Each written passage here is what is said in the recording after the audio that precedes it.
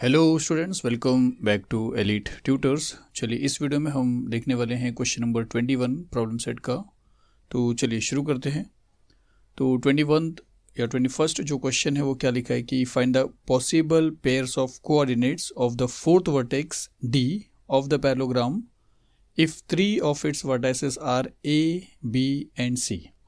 इसका मीनिंग क्या है स्टूडेंट्स कि एक पैरेललोग्राम का फोर्थ वर्टेक्स, क्योंकि पहला ए है, दूसरा बी है, तीसरा सी है, तो फोर्थ वर्टेक्स जो डी है उसके कितने पॉसिबल कोऑर्डिनेट्स आप बना सकते हो, बता सकते हो। अगर 3 कोऑर्डिनेट्स ऐसे रहेंगे, मतलब 3 कोऑर्डिनेट्स जो रहेंगे, सपोज करिए कि वो 3 कोऑर्डिनेट्स इस तरह है, एक फोर्थ कोऑर्डिनेट आपको बताना है जिससे वो बनेगा पैरेललोग्राम, और उसके कोऑर्डिनेट क्या होंगे ये आपको बताना है। तो अज्यूम करते हैं कि 3 जो वर्टेक्स है ऑलरेडी उस पैरेललोग्राम का, वो यहाँ पे हमने ट्राइंगल के फॉर्म में लिया है, क्योंकि चौथा जब आएगा तब वो क्वाड्रिलेटरल या पैरेललोग्राम आपको दिखाई देगा। तो सपोज करते हैं कि ए जो है वो 5,6 है, बी 1,-2 है, और सी जो है 3,-2 है। तो इतना लिखने के बाद या इतना देखने के बाद हम ऐसा सोल्यूशन में लिख सकते हैं कि लेट ए है 5,6, B 1,-2 and C 3,-2 be the 3 vertices of a parallelogram. Parallelogram का सेंस आपको यहाँ पे ट्राइंगल दिख रहा है, फोर्थ आपको नहीं दिख रहा है, क्योंकि डायग्राम कंप्लीट होने के बाद आपको ये स्टेटमेंट पूरा लगेगा। तो फोर्थ जो डी रहेगा, ए बी सी के बाद जो डी रहेगा वो कहाँ कहाँ पे आ सकता है और कितने उसके अलग अलग कोऑर्डिनेट्स हो सकते हैं। जैसे इसके एक एक कोऑर्डिनेट्स यहाँ पे दिए हैं सबके, तो डी कहाँ कहाँ ले सकते हैं। फॉर एग्जांपल देखिए, अगर डी हमने यहाँ पे लिया तो एक लाइन, चलिए उसको D1 ले लेते हैं। पहला पॉसिबिलिटी ये है, पॉसिबल पूछा है तो पहला पॉसिबिलिटी कि डी यहाँ पे आ सकता है, जिससे जब इसको हम ज्वाइन करेंगे और इसको ज्वाइन करेंगे तो ये आपको एक पैरेललोग्राम मिल जाएगा। इसको ले लेते हैं x1 और y1, इसका कोऑर्डिनेट, क्योंकि उन लोगों ने कोऑर्डिनेट भी पूछा है, जो जो डी हम बताएंगे उनके कोऑर्डिनेट्स आपको बताना है। तो x1 और y1 हम लोग फाइंड आउट करेंगे। दूसरा जो पॉसिबल कोऑर्डिनेट है, पॉइंट है डी का हमने D1 लिया है। सेकेंड डी हम यहाँ पे ले सकते हैं, जिसको D2 ले लेते हैं, जिससे यहाँ पे इसको ज्वाइन करेंगे और यहाँ पे इसको ज्वाइन करेंगे तो फिर से ये एक पैरेललोग्राम बन जाएगा। पहले ये बना था और अभी ये बन गया है। तो एक पॉसिबिलिटी डी की यहाँ पे है, चौथे वर्टेक्स की एक पॉसिबिलिटी यहाँ पे है, उसको हम उसके कोऑर्डिनेट को हम x2 और y2 ले लेते हैं। और एक लास्ट जो पॉसिबिलिटी है वर्टेक्स डी की, वो यहाँ पे आ सकती है, जिसको हम D3 ले सकते हैं, और जिस पे हम यहाँ पे ज्वाइन कर लेते हैं और यहाँ पे ज्वाइन कर लेते हैं। तो एक पैरेललोग्राम यहाँ पे बन सकता है। तो आप देख रहे होगे कि एक ये पैरेललोग्राम है, ये डी आ सकता है, एक ये पैरेललोग्राम है, ये डी आ सकता है, एक ये पैरेललोग्राम है और ये डी आ सकता है। तो 3 पॉसिबिलिटीज़ है। तो पॉसिबिलिटीज़ तो आपको पता चल गया, टोटल 3 है, D1, D2 और D3। अब आपको ये भी बोलना है कि उनके कोऑर्डिनेट्स क्या रहेंगे। तो बताओ x1 और y1 के नंबर्स में क्या रहेंगे, x2 y2 नंबर्स में क्या रहेंगे, और इसको हम ले लेते हैं x3 y3, और x3 y3 नंबर्स में क्या रहेंगे। तो इस पूरे क्वेश्चन में आपको सिर्फ x1 y1 x2 y2 और x3 y3 के वैल्यू निकालना है। तो चलिए पहले जो हमने ये लिखा है ये यहाँ पे बता देते हैं कि fourth vertex can be D1 जो x1 y1 ले लेंगे, D2 जो x2 y2 ले लेंगे, और D3 जो x3 y3 ले लेंगे। ये हमने फोर्थ वर्टेक्स अज्यूम किया है और ये फिगर बनाया है। सम्स कुछ भी हार्ड नहीं है स्टूडेंट्स। चलिए शुरू करते हैं, फिर मैं आपको बताता हूँ कि किस के जैसा इसका स्टेप मैच करता है, कौन से सम्स के जैसा प्रॉब्लम सेट में जो हमने ऑलरेडी किया है। तो पहले थोड़ा आगे बढ़ते हैं, फिर मैं आपको बताता हूँ कि अगर ये वाला पैरेललोग्राम कंसिडर करते हैं तो ए बी D1 और C, ए बी D1 और C, वैसे ए बी डी सी या ए बी सी डी होता था, लेकिन ए बी D1 और C ये एक पैरेललोग्राम है, क्योंकि हमने D1 एक ऐसा पॉइंट लिया जहाँ पे फोर्थ वर्टेक्स आ सकता है किसका, पैरेललोग्राम का, तो वो पैरेललोग्राम रहेगा। इसके लिए हमने D1 को, इसलिए हमको इसको पैरेललोग्राम समझना पड़ेगा। तो D1 क्या हो सकता है, मेरा मतलब है ए बी D1 C क्या हो सकता है, एक पैरेललोग्राम हो सकता है। तो उसके बाद हम एक स्टेप लिखते हैं ये कि quadrilateral A B D1 C is a parallelogram. A B D1 C एक पैरेललोग्राम है। अब ये अगर पैरेललोग्राम है तो ए बी जो है वो C D1 के इक्वल में रहेगा। ये इसके इक्वल में रहेगा, ये अभी नहीं लेना, एक पेयर लेना है कि ए बी जो है वो C D1 के इक्वल में रहेगा, क्योंकि पैरेललोग्राम के अपोजिट साइड्स जो होते हैं वो इक्वल होते हैं। तो यहाँ पे हम ऐसा बोल सकते हैं कि देयरफॉर ए बी जो रहेगा वो C D1 के इक्वल में रहेगा। उसका रीज़न लिखेंगे opposite sides of a parallelogram are equal, और उसको कर देते हैं इक्वेशन नंबर 1। तो हमने अभी तक किया क्या, हमने ये वाला पैरेललोग्राम लिया जिसका नाम था ए बी D1 C, और ये बोला कि ए बी जो है वो C D के इक्वल में है, C D1 के इक्वल में है, और उसका रीज़न दे दिया यहाँ पे। उसी तरह आप क्या करते हैं, इसके ऊपर वाला ये वाला जो पैरेललोग्राम है ABCD2, ये वाला, इस पैरेललोग्राम को ले लेते हैं। तो इस पैरेललोग्राम में ये इसके इक्वल में रहेगा, कोई बात नहीं, लेकिन हम फिर से यही लेंगे AB जो हमने पहले वाले में लिया था, सो दैट AB कॉमन रहे। तो इस बार जो AB वाला मतलब ये जो पैरेललोग्राम है ABCD2, इसमें AB जो है वो CD2 को इक्वल रहेगा। तो हम यहाँ पे फिर से ऐसा लिखते हैं कि also quadrilateral CD2 is parallelogram, और जिसके वजह से AB जो है वो CD2 के इक्वल में रहेगा, CD2 के इक्वल में रहेगा। उसका भी रीज़न क्या रहेगा, opposite sides of parallelogram are equal. इसको इक्वेशन नंबर 2 करते हैं। अब ये दोनों को आप देखिए सिर्फ कि एक बार हमने बताया था इस वाले क्वाड्रेटल में, इस वाले पैरेललोग्राम में, कि AB जो है वो CD1 के इक्वल में, CD1 के इक्वल में। फिर सेकेंड टाइम हमने ये वाला पैरेललोग्राम लिया और हमने बोला कि AB जो है वो CD2 के इक्वल में है। तो एक को हमने 1 किया था, एक को 2 किया था। तो 1 में लेफ्ट साइड में AB है और 2 में, इक्वेशन 2 में लेफ्ट साइड में AB है। तो दोनों तो AB है। तो अगर एक बार AB CD1 को इक्वल है और दूसरी बार AB CD2 को इक्वल है, तो 1 और 2 से हम ये बोल सकते हैं कि CD1 जो है वो CD2 के इक्वल में। तो हम यहाँ पे लिखेंगे कि from 1 and 2 CD1 is equal to CD2, और जिससे हम ये बोल सकते हैं कि फिर C is the mid point of D1 D2। देखिए अभी CD1 ये वाला लेंथ CD2 ये वाले लेंथ के इक्वल में है। तो ये वाला लेंथ और ये वाला लेंथ अगर इक्वल है तो ये जो है वो D1 और D2 का मिड पॉइंट बन जाएगा। तो C is the mid point of D1 और D2। तो जिस तरह हमने C जो है D1 D2 का मिड पॉइंट बताया है, उसी तरह हम बताएंगे कि A जो है वो D3 D2 या D2 D3 का मिड पॉइंट रहेगा। उसी तरह हम लिखेंगे नहीं, सिर्फ सिमिलरली वी कैन प्रूव ऐसा करके बता देंगे। उसी तरह हम बोलेंगे B जो है वो D3 और D1 का मिड पॉइंट है। फिर से मैं आपको बोल रहा हूँ कि हमने अभी तक ये बताया कि C जो है वो D1 D2 का मिड पॉइंट है। आगे हम ये बताएंगे कि A जो है D3 D2 का मिड पॉइंट है, लिख देंगे डायरेक्टली, और फिर लिखेंगे B जो है D3 D1 का मिड पॉइंट है। तो अब ये आप मान के चलिए कि अब हमारे पास सपोज करिए कि ये और ये और ये रिस्पेक्टिवली बाकी के साइड्स के मीडियन है, मीडियन नहीं मिड पॉइंट है। तो अब इसके बाद क्या होगा स्टूडेंट्स, इसके बाद मैं आपको एक सम्स बता रहा हूँ जिसके अंदर हमने ऐसा ही कुछ सॉल्व किया था, जहाँ पे हमको वही स्टेप यहाँ पे भी करना है। जैसे अगर आप 14 वाला क्वेश्चन देखोगे तो वहाँ पे जो भी क्वेश्चन था, उससे मैं आपको ये बता रहा हूँ कि ये जो था ये मीडियन वाला क्वेश्चन है, सेंट्रॉइड वाला। तो ये जो था वो इसका मिड पॉइंट था, ये जो पॉइंट था वो AC का मिड पॉइंट था, ये जो F पॉइंट है वो AB का मिड पॉइंट था। अगर क्वेश्चन नंबर 14 आपने किया होगा तो उस टाइम हमने किया क्या था, जब ये इसका मिड पॉइंट था तो हमने मिड पॉइंट का फॉर्मूला यूज़ किया था और हमने बोला था कि -7 is equal to x3 plus x2 divide by 2, और हमने बोला था कि 6 which is equal to y3 plus y2 divide by 2, और फिर 2 इक्वेशन बनाया था। क्योंकि ये 2 वहाँ पे जाएगा तो 2 7 14 हो जाएगा -14, और ये 2 6 12, तो 2 इक्वेशन बनाया था। इसके आगे इसी क्वेश्चन में हमने क्या किया था, फिर E ले लिया था कि E जो है वो इसका मिड पॉइंट है। तो 8 which is equal to x3 plus x1 upon 2, 5 which is equal to y3 plus y1 upon 2, और फिर 2 8 16 एक इक्वेशन बनाया, 2 5 10 दूसरा इक्वेशन बनाया। फिर ये जो एक पॉइंट बच रहा था उसमें भी हमने लिया था कि 2 equals to x1 plus x2 upon 2, जो यहाँ पे आप देख रहे हो, और -2 which is equal to y1 plus y2 upon 2, और फिर 2 2 4 ये इक्वेशन बनाया, 2 2 4 ये इक्वेशन बनाया।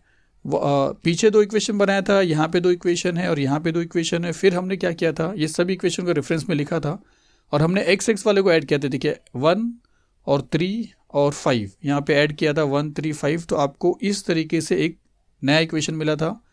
फिर हमने सेकेंड, फोर्थ और सिक्स्थ ऐड किया था, सेकेंड फोर्थ सिक्स, तो हमको ये मिला था। इतना जो स्टेप आप देख रहे हो ना स्टूडेंट्स, यही स्टेप हमको अभी वाले सम्स में भी करना है, क्योंकि इसके बाद जो हमने उसमें किया था वो सेंट्रॉइड का यूज़ किया था, उसकी रिक्वायरमेंट यहाँ पे नहीं है। तो आप समझिए कि आपको क्या करना है, यहाँ तक आपको करना है, इसके आगे ये स्टेप नहीं करना है। तो ये स्टेप आपको इतना स्टेप याद रखना है कि 1 2 1 2 1 2 ऐसा 3 इक्वेशन बना के हम x वाले को ऐड करेंगे, y वाले को ऐड करेंगे। उसके बाद हम किस तरह तीनों मतलब जो वर्टेक्स है, फोर्थ वर्टेक्स, उसके कोऑर्डिनेट्स किस तरह फाइंड आउट करेंगे वो मैं आपको बताता हूँ।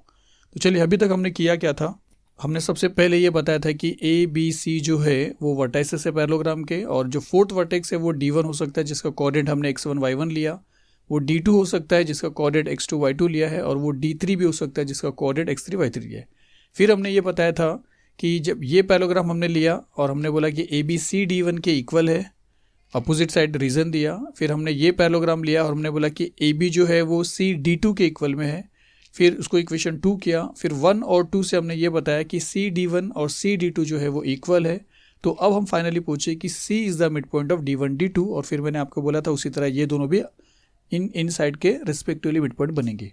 तो चलिए इससे मिड पॉइंट का फॉर्मूला शुरू करते हैं। तो चलिए फिर हम थोड़ा स्क्रीन ले लेते हैं बड़ा। फिर यहाँ पे बोलते हैं कि therefore by mid point formula 3 which is equal to x2 plus x1 upon 2 हो जाएगा, और -2 which is equal to y2 plus y1 upon 2 हो जाएगा। आप y1 प्लस y2 लिखिए, x1 प्लस x2 लिखिए, one and the same students. तो यहाँ पे हम लिखेंगे कि 3 which is equal to x2 plus x1 upon 2 and -2 equals to y2 plus y1 upon 2। तो -2 which is equal to y2 plus y1 upon 2। ये 2 यहाँ पे जाएगा तो 2 3 ज़ा 6 which is equal to x2 plus x1 हो जाएगा। तो हम लिखेंगे 6 which is equal to x1 plus x2। इसको कर देंगे इक्वेशन नंबर 3, पीछे 2 इक्वेशन हो चुका था। 2 2 ज़ा 4, -4 विच इज़ इक्वल टू ये मिल जाएगा। तो लिखेंगे and -4 which is equal to y1 plus y2, और ये बन जाएगा आपका इक्वेशन नंबर 4। तो यहाँ पे हमने 2 इक्वेशन फाइंड आउट कर लिया इसको मिड पॉइंट बताकर। अब इसी तरह इसके लिए हम डायरेक्टली ऐसा बोलेंगे कि similarly we can prove that A D two, चलिए यहाँ पे देख लिए कि similarly we can prove that A D two is equal to A D two which is equal to A D three, और देयरफॉर ए जो रहेगा वो D3 और D2 का या D2 और D3 का मिड पॉइंट बन जाएगा। तो फिर हम क्या करेंगे, मिड पॉइंट का फॉर्मूला यूज़ करेंगे और इस बार ऐसा बोल देंगे कि 5 which is equal to x3 plus x2 upon 2, या x2 प्लस x3 अपॉन 2, और 6 which is equal to y2 plus y3 upon 2। तो यहाँ पे ऐसा लिखेंगे therefore by mid point formula 5 which is equal to x2 plus x3 upon 2 and 6 which is equal to y2 plus y3 upon 2। तो 6 which is equal to y2 plus y3 upon 2। ये 2 यहाँ पे जाएगा तो 2 5 ज़ा 10, तो 10 which is equal to x2 plus x3, इसको कर देते इक्वेशन नंबर 4 के बाद, और 2 6 ज़ा 12, तो and 12 which is equal to y2 plus y3, और ये हो जाएगा इक्वेशन नंबर 6। तो 2 इक्वेशन यहाँ पे और मिल गया। तो हमने ये ले लिया। अब उसी तरह ये करके 2 इक्वेशन और बना लेते हैं स्टूडेंट्स। तो चलिए इसके बाद हम बोलेंगे कि also we can prove that B D3 is equal to B D2। यहाँ पे देखेंगे समझेगा कि जैसा हमने यहाँ प्रूव किया था वैसे यहाँ पे प्रूव करना है कि हम ये बोल सकते प्रूव कर सकते हैं। एक बार हमने इसके लिए बताया था, अब इसके लिए हम सिमिलरली लिख के बोल सकते हैं। तो similarly we can prove that B D3 is equal to B D2, B D3 equals to B D1। Therefore B जो रहेगा वो D3 और D1 का मिड पॉइंट बन जाएगा। और फिर यहाँ पे फॉर्मूला जाएगा बाय मिड पॉइंट फॉर्मूला, फिर से वही रहेगा कि 1 which is equal to x1 plus x3 upon 2, और -2 which is equal to y1 plus y3 upon 2। तो यहाँ पे हम ऐसा लिखते हैं कि 1 which is equal to x1 plus x3 upon 2 and -2 which is equal to y1 plus y3 upon 2। 2 यहाँ पे गया 2 1 ज़ा 2, तो 2 which is equal to x1 plus x3, इसको इक्वेशन नंबर 7 कर लेते हैं, और 2 2 ज़ा 4 एंड करके 2 2 ज़ा 4 -4 which is equal to y1 plus y3, इसको इक्वेशन नंबर 8 कर लेते हैं। तो अब अगर आपको बोलूँ तो हमने 6 इक्वेशन फॉर्म कर लिया है। अब इससे किस तरह हम सॉल्व करेंगे मैं आपको बता रहा हूँ। तो चलिए रेफरेंस के लिए हम ले लेते हैं वो 6 इक्वेशन जो हमने यहाँ पीछे देखा था, ये 6 इक्वेशन था। और फिर आप समझ चुके रहोगे कि अब आपको किसको किसको ऐड करना है। आपको x वाले को और x वाले को ऐड करना है, मतलब 3rd वाले को, 5th वाले को और 7th वाले को ऐड करना है। तो हम यहाँ पे ऐसा लिखेंगे कि adding 3rd, 5th and 7th। तो क्या हो जाएगा स्टूडेंट्स, आपने पीछे वाले सम्स में देखा था x1 2 बार, x2 2 बार, और x3 और x3 2 बार। तो हर x1 2x1 plus 2x2 plus 2x3 हो जाएगा। और लेफ्ट साइड वाला जो नंबर है 6 ऐड कर रहे हो आप, तो 6 को ऐड करोगे 10 से, तो 6 और 10 16 हो जाएगा। फिर उसको ऐड करना है आपको इसमें, ये वाले इक्वेशन में 7th वाले में, तो 10 प्लस 6 16, 16 प्लस 2 18। तो आपको ऐसा मिल जाएगा कि 18 which is equal to 2x1 plus 2x2 plus 2x3। Therefore आप डायरेक्टली ऐसा लिख सकते हो, therefore x1 plus x2 plus x3 is 9, क्योंकि सबको आप डिवाइड करोगे 2 से, तो 2 9 ज़ा 18 हो जाएगा और बाकी सब 2 से डिवाइड हो जाएगा, तो ये मिल जाएगा। अब यहाँ पे एक चीज़ समझना है कि जो y वाला अभी बाकी है, जैसे हमने यहाँ पे एडिंग किया है x वालों को, और अभी हमारा y वाला बाकी है, तो उसको रुकने का है अभी आपको, यही यहाँ पे चेंजेस है। क्यों रुकने का, क्योंकि यहीं पे आपको अब x1 x2 और x3 का जो वैल्यू है वो मिल जाएगा। वो कैसे मिलेगा देखिए, अभी जो 9th वाला इक्वेशन है ये सभी इक्वेशन से बड़ा है, क्योंकि यहाँ पे 3 टर्म है, 1 2 3, और बाकी वेरिएबल में बाकी जगह पे 2 2 था वेरिएबल। तो हम क्या करेंगे, हर छोटे छोटे इक्वेशन को एक्स वाले को 9th वाले इक्वेशन से सब्ट्रैक्ट करेंगे। फॉर एग्जांपल सबसे पहले इक्वेशन 3 को सब्ट्रैक्ट करेंगे इक्वेशन 9 में से, तो हम ऐसा लिखेंगे कि subtracting equation 3 from 9 we get, क्या मिलेगा वो डायरेक्ट लिखेंगे। तो मैं आपको यहाँ पे हल्का सा बता रहा हूँ कि इसमें से जब आप इसको सब्ट्रैक्ट करोगे, देखिए ट्रिकी है, ट्रिक मतलब क्या, जब आप इसमें से इसको सब्ट्रैक्ट करोगे तो x1 में से x1 सब्ट्रैक्ट हो जाएगा, ये कैंसिल हो जाएगा। फिर x2 में से x2 सब्ट्रैक्ट हो जाएगा, ये भी कैंसिल हो जाएगा। तो बचेगा क्या, सिर्फ x3 बचेगा। और फिर 9 में से 6 सब्ट्रैक्ट माइनस होएगा। 6 में से 9 नहीं हो रहा स्टूडेंट्स, क्योंकि हम बड़े में से ये वाले इक्वेशन में से इसको सब्ट्रैक्ट कर रहे हैं। तो 9 में से माइनस करेंगे 6 को, तो आपको मिलेगा 3, मतलब x3 का डायरेक्ट वैल्यू आपको मिल जाता है 3। देखिए इसमें से ये कैंसिल हो गया, इसमें से ये कैंसिल हो गया, और x3 बच ही रहा है, तो x3 बच रहा है, और 9 में से 6 माइनस हो गया तो 3 है। इसी तरह आप क्या करेंगे, जैसे हमने ये वाले इक्वेशन को सब्ट्रैक्ट किया, अब 5th वाले को सब्ट्रैक्ट करेंगे। तो लिखेंगे कि subtracting equation 5th from equation 9 we get. तो अब 5th वाला इक्वेशन ये है, तो x2 में से माइनस करेंगे x2 को, कैंसिल हो जाएगा। x3 में से माइनस करेंगे x3 को, कैंसिल हो जाएगा। x1 बचेगा, तो यहाँ पे आपको x1 का वैल्यू मिलेगा। और फिर 9 में से सब्ट्रैक्ट करेंगे 10 को, 9 में से माइनस करेंगे 10 को, तो इसका आंसर जो है आपको -1 मिलेगा, -1। 10 में से 9 माइनस मत करना, क्योंकि सब्ट्रैक्टिंग फ्रॉम 9 है, तो 9 पहले रहेगा और उसके बाद का इक्वेशन बाद में रहेगा, तो आपको -1 मिलेगा। तो यहाँ पे हम ऐसा बोल सकते हैं देयरफॉर x1 जो है वो आपको मिलता है -1। अब उसी तरह अब एक इक्वेशन बच रहा है आपका 7th इक्वेशन। तो अब subtracting equation 7th from 9th, तो अब यहाँ पे हम ऐसा लिखते हैं कि सब्ट्रैक्टिंग इक्वेशन 7 फ्रॉम 9th। तो अब आपको क्या मिलेगा, देखिए कि x1 में से x1 माइनस करेंगे, x3 में से x3 माइनस करेंगे, और 9 में से आप 2 माइनस करोगे तो आपको 7 मिलेगा। किसका वैल्यू मिलेगा, x2 का। तो यहाँ पे हम बोल सकते हैं देयरफॉर x2 इज 7। तो अब अगर आप देखोगे तो आपको x3, x1 और x2 मिल चुका है, जो हमने पीछे एज्यूम किया था, x1 y1, x2 y2, x3 y3, जिसमें से x के कोऑर्डिनेट्स मिल गए। अब जैसे हमने एडिंग 3 5 7 जिसमें x और x था, उसको सॉल्व करके हमने x के सारे कोऑर्डिनेट्स निकाले हैं। अब एडिंग 4th 6th और 8th इनको ऐड करेंगे, और फिर हम क्या करेंगे, y के तीनों कोऑर्डिनेट निकालेंगे और आपका काम पूरा खत्म हो जाएगा। तो चलिए इनको रेफरेंस के लिए यहाँ पे रख ले रहे हैं और शुरू करते हैं। और अब क्या करेंगे, किसको किसको ऐड करेंगे स्टूडेंट्स, y वाले को। तो y में 4th है, और y में 6th है, और y में 8th है। तो हम यहाँ पे ऐसा लिखेंगे कि adding 4th 6th and 8th आपको क्या मिलेगा। देखिए फिर से वही होगा कि y1 2 टाइम आ जाएगा, जैसे x1 2 टाइम आया था, y2 2 टाइम आ जाएगा, और y3 2 टाइम आ जाएगा। और इस तरफ क्या होएगा, -4 है, उसको ऐड करना है 12 से, फिर उसको ऐड करना है -4 से। तो इस तरफ जैसा 2x1 2x2 2x3 था, वैसे इस तरफ तो यही होगा 2y1 2y2 2y3। लेकिन इस तरफ जैसा 18 आया था, उसके लिए आपको ये नंबर और ये नंबर और ये नंबर सॉल्व करना है। तो -4 और -4 -8 होता है, और इस तरफ +12 है, प्लस माइनस माइनस होता है। तो 12 में से 8 निकाल दोगे तो आपको 4 मिलेगा। मतलब अगर आप देखोगे तो आपको मिलेगा 4 विच is equal to 2y1 + 2y2 + 2y3। अब यहाँ पे हमने 2 से डिवाइड किया था सबको, यहाँ पे भी 2 से डिवाइड करेंगे तो ये सब 2 2 चला जाएगा, और ये 2 2 = 4, तो 2 बचेगा। तो यहाँ पे हम ऐसा लिखेंगे कि देयरफॉर y1 + y2 + y3 सबका 2 कैंसिल इज इक्वल टू 2। ये हमारा सबसे नया इक्वेशन रहेगा 9 के बाद 10th वाला इक्वेशन। अब फिर से जैसे यहाँ पे किया है वैसा यहाँ पे करेंगे, सब्ट्रैक्टिंग अब 4th आ जाएंगे, सब्ट्रैक्टिंग 4th फ्रॉम 10th। तो हम ऐसा लिखेंगे कि subtracting equation 4th from 10th। तो क्या होगा, देखिए इसमें से उसको माइनस करना है। तो इस y1 में से ये y1 माइनस हो जाएगा, ये y2 में से ये y2 माइनस हो जाएगा, तो आपको y3 का वैल्यू मिलेगा। और 2 में से माइनस करेंगे हम लोग -4 को, ये इंपॉर्टेंट स्टेप समझिए। इसमें से आपको इसको माइनस करना है, तो पहले ये रहेगा। तो 2 में से माइनस करना है -4 को, जिसको सॉल्व करेंगे तो 2 माइनस और माइनस प्लस हो जाएगा, और आपको वैल्यू मिलेगा 6।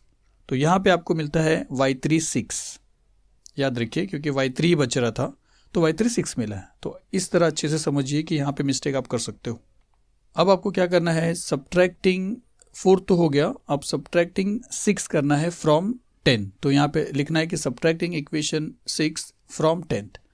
तो ये 6th है और ये 10th है, तो y2 में से y2 माइनस हो जाएगा, y3 में से y3 माइनस हो जाएगा, y1 का वैल्यू मिलने वाला है, याद रखिए, और 2 में से माइनस करना है 12 को, जिसका आंसर आएगा -10।